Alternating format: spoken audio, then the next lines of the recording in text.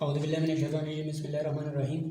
जैसा कि आप जानते हैं कि फार्माकोलॉजी पे हमारा सीरीज़ चल रहा है, तो ये इस सीरीज़ का दूसरा वीडियो है और इस वीडियो में हम फार्माकोकाइनेटिक्स पे डिस्कशन करेंगे कि फार्माकोकाइनेटिक्स क्या चीज़ है। पिछले वीडियो का लिंक डिस्क्रिप्शन बॉक्स में मौजूद है, वहाँ से आप देख सकते हैं।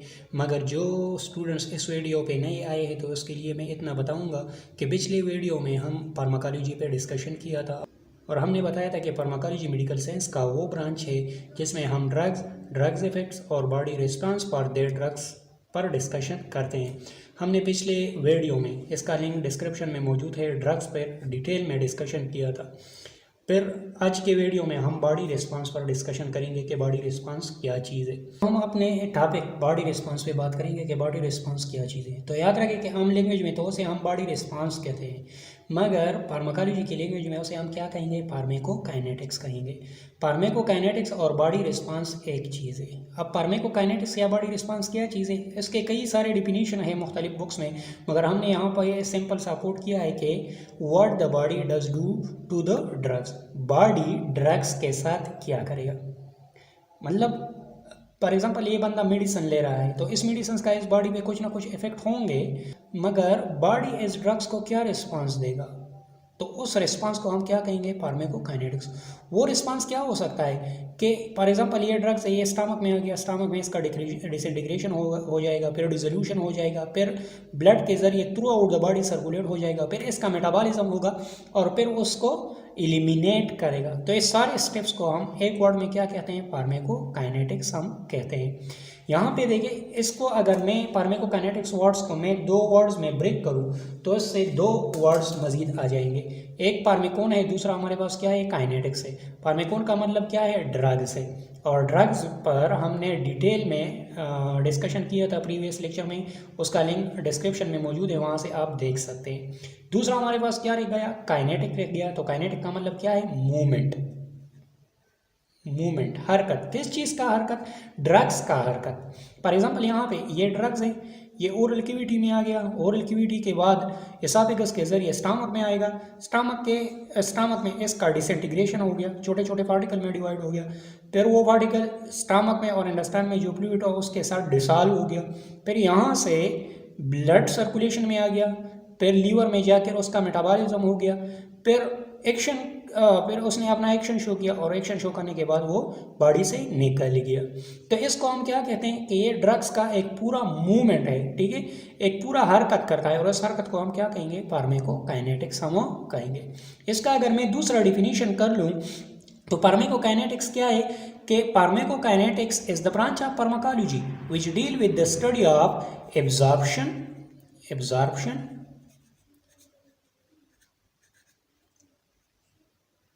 distribution,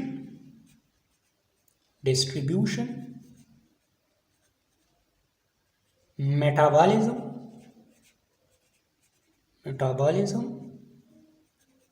and elimination of drugs, or we can say excretion, elimination of drugs is called pharmacokinetics. Pharmacokinetics is the study of absorption, distribution, metabolism and elimination of drugs is called pharmacokinetics. इसको मैं मज़ीद simple करना चाहता हूँ। आपने बस सिर्फ, अगर आपको ये याद नहीं हो सकता तो आपने सिर्फ एक वर्ड्स को याद रखना है कि वो आदमी क्या है? आदमी। हम कहते हैं ना कि एक आदमी, दो आदमी, तीन आदमी, चार आदमी, पांच आदमी, छह आदमी वगैरह वगैरह। तो आपने क्या याद रखना है कि pharmacokinetics is the study of ADME of drugs is called pharmacokinetics. A mean absorption, D mean distribution, M mean metabolism, E mean elimination or excretion of drugs. So pharmacokinetics is the study of आदमी, pharmacokinetics is the study of absorption, distribution, metabolism and elimination of drugs. अब हम एक एक पर discussion करेंगे। सबसे पहले हम एब्जॉर्प्शन पे डिस्कशन करेंगे कि एब्जॉर्प्शन ऑफ ड्रग्स क्या चीज़ है, इसके बाद डिस्ट्रीब्यूशन पे डिस्कशन करेंगे, मेटाबॉलिज्म पे डिस्कशन करेंगे और एलिमिनेशन पे डिस्कशन करेंगे। तो चलिए अपने पहले टॉपिक की तरफ बढ़ते हैं, एब्जॉर्प्शन के। एब्जॉर्प्शन ऑफ ड्रग्स क्या चीज़ है? तो चलिए अब एब्जॉर्प्शन ऑफ ड्रग्स पे बात करेंगे कि एब्जॉर्प्शन ऑफ ड्रग्स क्या चीज़ है। तो आपने इसको समझने के लिए बस इतना याद रखना है कि हमारे पास मेडिसिन के कई फॉर्म हो सकते हैं, मगर यहाँ पे मैं सिर्फ 2 फॉर्म्स को डिस्कस करूँगा। फॉर एग्जांपल ये मेरे पास एक ड्रग्स है जो टेबलेट फॉर्म में है, जो सॉलिड फॉर्म में है, और ये दूसरा ड्रग्स है लिक्विड फॉर्म में यानी सिरप फॉर्म में है। अब ये क्या करेगा, हम किसी हार्श रूट से यानी ओरल रूट से हम इसको एडमिनिस्टर कर सकते हैं। ओरल रूट से ये आगे जाके स्टमक में जाएगा और स्टमक के बाद ये इंटेस्टाइन्स में जाएंगे। इंटेस्टाइन से क्या होगा, ये ब्लड सर्कुलेशन में जाएगा, और जब ये ब्लड सर्कुलेशन में एंटर होता है, फॉर एग्जांपल ये ड्रग्स यहाँ पे ब्लड सर्कुलेशन में आ गया छोटे छोटे पार्टिकल की सूरत में, तो इसको हम क्या कहेंगे, इसको हम एब्जॉर्प्शन कहेंगे। अब ड्रग्स को यहाँ से यहाँ तक पहुँचने में कई सारे फैक्टर्स का सामना करना पड़ता है जो इसका जो एब्जॉर्प्शन है उसको इफेक्ट कर सकते हैं। तो उसको हम कलेक्टिवली क्या कहेंगे, factor influencing absorption of drugs. उसमें कई सारे फैक्टर्स होते हैं मगर हमने मेनली 3 ग्रुप्स में डिवाइड किए हैं। एक को हम फिजिकल प्रॉपर्टी कहेंगे, दूसरा हमारे क्या है ड्रग रिलेटेड फैक्टर है, और तीसरा हमारे पास बायोलॉजिकल फैक्टर्स है। एक एक पे हम डिस्कशन करेंगे। फिर इसके अंदर कुछ सब टॉपिक्स है, वक्त के मुताबिक हम उस पर डिस्कशन करेंगे। सबसे पहले फिजिकल प्रॉपर्टी पे आते हैं। तो फिजिकल प्रॉपर्टी के अंदर क्या क्या चीज़ें आती हैं, disintegration time, dissolution time, physical state of drug and particle size of drugs. Disintegration का मतलब क्या है, डिसइंटीग्रेशन का सिंपल अगर मैं मीनिंग करूँ उर्दू में तो तोड़ फोड़, छोटे छोटे पार्टिकल्स में डिवाइड होने को हम क्या कहेंगे, डिसइंटीग्रेशन हम कहेंगे। फॉर एग्जांपल ये ड्रग्स है ओरल कैविटी के जरिए से लिया गया है, तो ये कहाँ पे आएगा, स्टमक में आएगा। स्टमक में क्या होगा, ये छोटे छोटे पार्टिकल्स में डिवाइड हो जाएगा। अब इस छोटे छोटे पार्टिकल में डिवाइड होने को हम क्या कहेंगे, डिसइंटीग्रेशन हम कहेंगे। क्या कहेंगे, डिसइंटीग्रेशन हम कहेंगे। अब दूसरा जो हमारा वर्ड है वो क्या है, डिसोल्यूशन। डिसोल्यूशन हमारे पास क्या है कि ये डिसइंटीग्रेटेड पार्टिकल, ये छोटे छोटे पार्टिकल फिर कहाँ पे आएंगे, स्मॉल इंटेस्टाइन्स में आएंगे, और स्मॉल इंटेस्टाइन में जो फ्लूइड्स होंगे वहाँ पे कंप्लीटली डिसॉल्व हो जाएंगे। तो इस प्रोसेस को हम क्या कहेंगे, डिसोल्यूशन हम कहेंगे। अब यहाँ पे डिसइंटीग्रेशन का और डिसोल्यूशन का एब्जॉर्प्शन पे क्या असर है, क्या इफेक्ट है। तो याद रखें कि अगर मैंने यहाँ पे दो ड्रग्स लिए थे, एक टेबलेट फॉर्म में, दूसरा मैंने सिरप फॉर्म में लिया था। फॉर एग्जांपल अगर ये ड्रग्स टेबलेट फॉर्म में है तो मैंने क्या बताया, सॉलिड फॉर्म में, तो सबसे पहले इसका डिसइंटीग्रेशन होगा, ब्रेक डाउन होगा, फिर ब्रेक डाउन होने के बाद डिसइंटीग्रेशन के बाद इसका डिसोल्यूशन होगा, फिर डिसोल्यूशन होने के बाद इसका एब्जॉर्प्शन होगा। तो हमारे पास कितने स्टेप्स हो गए, 3 स्टेप्स हो गए ब्लड सर्कुलेशन में आने के लिए। पहला जो स्टेप था वो हमारे पास क्या था, डिसइंटीग्रेशन हुआ था, और तीसरा हमारे पास क्या था, डिसोल्यूशन होगा। अगर ये ड्रग्स मैं लिक्विड फॉर्म में दे दूं तो ये कहाँ पे, सीधा स्टमक में आएगा। अब इसका डिसइंटीग्रेशन नहीं होगा क्योंकि ये तो लिक्विड है, उसके डिसइंटीग्रेशन के लिए कोई ज़रूरत नहीं है, ये सीधा डिसॉल्व हो जाएगा। तो इससे डिसइंटीग्रेशन का एक स्टेप कम हो गया, तो इसका एब्जॉर्प्शन ज़्यादा और जल्दी होगा। दूसरा जो इंपॉर्टेंट फैक्टर है वो हमारे पास फिजिकल स्टेट ऑफ ड्रग्स है। फॉर एग्जांपल जो मेडिसिन हम एक पेशेंट को देते हैं, क्या वो लिक्विड फॉर्म में है, सॉलिड फॉर्म में है, या लिक्विड फॉर्म इंजेक्टेबल फॉर्म में है। अगर वो इंजेक्टेबल फॉर्म में है तो इसका एब्जॉर्प्शन 100% होगा। अगर वो सॉलिड फॉर्म में या लिक्विड फॉर्म में है तो इसका एब्जॉर्प्शन इंजेक्शन फॉर्म के निस्बत कम होगा। कैसे, अगर हम इंजेक्टेबल फॉर्म में देते हैं तो या तो हम IM देंगे या IV देंगे। फॉर एग्जांपल हम IV इंट्रावीनस रूट सेलेक्ट करते हैं तो ये 100% डायरेक्टली यहाँ पे क्या होगा, एब्जॉर्ब हो जाएगा। इसका तो ना डिसइंटीग्रेशन की कोई ज़रूरत है ना डिसोल्यूशन के लिए कोई ज़रूरत है, वो सीधा आके यहाँ पे ब्लड सर्कुलेशन में एब्जॉर्ब हो जाएगा। तो इस वजह से ये क्या हुआ, हमें 100% एब्जॉर्प्शन देगा। तो फिजिकल स्टेट जो कहना भी इंपॉर्टेंट फैक्टर है। दूसरा हमारे पास क्या है, पार्टिकल साइज। अब सिंपल सा पढ़ना है कि जिस ड्रग्स के पार्टिकल का साइज कम हो इसका एब्जॉर्प्शन ज़्यादा होगा, और जिस ड्रग्स के पार्टिकल का साइज ज़्यादा हो तो इसका एब्जॉर्प्शन कम होगा। या अगर सरफेस एरिया किसी ड्रग्स को ज़्यादा मिले तो उसका एब्जॉर्प्शन ज़्यादा होगा, या सरफेस एरिया कम मिले तो इसका एब्जॉर्प्शन कम होगा। फॉर एग्जाम्पल यहाँ पे अगर मैं कोई क्रीम वगैरह लगाऊँ और सिर्फ यहाँ पे एक डॉट्स लगा दूँ तो इसका एब्जॉर्प्शन कम होगा क्योंकि इसके लिए सरफेस एरिया कम है। फिर अगर इस छोटे से ड्रॉप्स को मैं through out the skin spread करूँ, यहाँ तक स्प्रेड करूँ तो इसका एब्जॉर्प्शन फिर ज़्यादा होगा। क्यों ज़्यादा होगा, क्योंकि इसके लिए सरफेस एरिया ज़्यादा हो गया। तो बिल्कुल ये उलट है एक दूसरे के। अगर हम सरफेस एरिया ज़्यादा करते हैं तो हमारे पास एब्जॉर्प्शन ज़्यादा होगा। अगर हम सरफेस एरिया को कम करते हैं तो हमारे पास एब्जॉर्प्शन कम होगा। इसी तरह अगर हम पार्टिकल साइज़ ज़्यादा करते हैं तो हमारे पास एब्जॉर्प्शन कम होगा। अगर हम पार्टिकल साइज़ को स्मॉल करते हैं, स्मॉल पार्टिकल साइज़ में होंगे तो उसका एब्जॉर्प्शन ज़्यादा होगा। दूसरा हमारे पास जो इम्पॉर्टेंट पॉइंट है वह क्या है, ड्रग रिलेटेड फैक्टर्स। ये वो फैक्टर्स है जो ड्रग से रिलेटेड होते हैं। उसमें क्या क्या चीज़ें आते हैं, उसमें लिपिड सॉल्युबिलिटी आते हैं, पीएच आता है एंड आयनाइजेशन आता है। लिपिड सॉल्युबिलिटी का मतलब क्या है, तो याद रखने के हमारे पास कई फॉर्म ऑफ मेडिसिन है। इनमें से जो इम्पॉर्टेंट टू है वो हमारे पास क्या है, लिपिड सॉल्युबल या वाटर सॉल्युबल।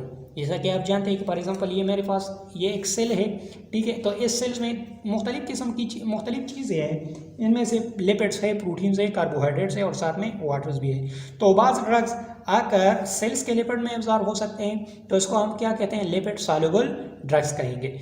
दूसरा, बाज़ ड्रग्स ऐसे होते हैं जो यहाँ पे आकर साइटोप्लाज्म में, ये जो साइटोप्लाज्म में वाटर्स होते हैं उस वाटर्स में एब्जॉर्ब होंगे तो उसे हम क्या कहेंगे, वाटर सॉल्युबल ड्रग्स होंगे।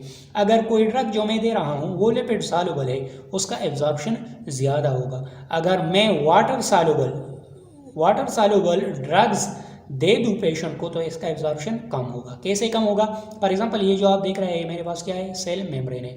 और सेल मेम्ब्रेन आप जानते हैं कि हमारे पास प्रोटीन से बना हुआ है, लिपिड से बना हुआ है, कार्बोहाइड्रेट से बना हुआ है। और आप ये भी जानते हैं कि सेल मेम्ब्रेन में लिपिड्स के 2 लेयर्स होते हैं, यानी लिपिड्स बाई लेयर होते हैं। तो ये क्या है, हमारे पास लिपिड बाई लेयर है।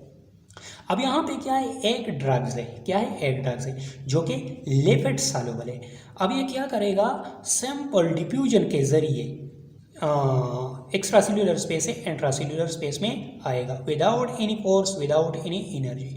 अगर यहाँ पे दूसरा ड्रग्स है और ये क्या है, वाटर सॉल्युबल है, तो ये इतनी आसानी से ये क्रॉस नहीं कर सकता। सबसे पहले ये क्या करेगा, इस सेल मेम्ब्रेन में छोटे छोटे पोर्स होते हैं, ये अपने लिए पोर्स तलाश करेगा, फिर इस पर एनर्जी लगाकर एक्स्ट्रासेल्युलर स्पेस से इंट्रासेल्युलर स्पेस में आएगा। और यहाँ पे इम्पॉर्टेंट बात और भी है कि इस ड्रग्स का पार्टिकल साइज इस पोर्स के साइज से छोटा होना ज़रूरी है। अगर इस पोर्स का साइज छोटा है और ड्रग्स के पार्टिकल का साइज़ बड़ा है तो फिर ये यहाँ पे नहीं आ सकते। और फिर भी जब यहाँ पे आएंगे तो यहाँ पे क्या लगेगा, एनर्जी लगेगा, यहाँ पे क्या लगेगा, फोर्स लगेगा। इस वजह से अगर लिपिड सॉल्युबल हो तो वो बहुत आसानी से आएगा। तो इसी वजह से हम कहते हैं जो लिपिड सॉल्युबल ड्रग्स है उसका एब्जॉर्प्शन ज़्यादा होगा बनिस्बत वाटर सॉल्युबल ड्रग्स के। जो तीसरा फैक्टर है हमारे पास क्या है, वो पीएच है और दूसरा हमारे पास आयनाइजेशन है। अब पीएच का और आयनाइजेशन का एब्जॉर्प्शन में क्या रोल है, तो याद रखें बाज़ ड्रग हमारे पास क्या होते हैं, एसिडिक होते हैं और बाज़ हमारे पास बेसिक होते हैं।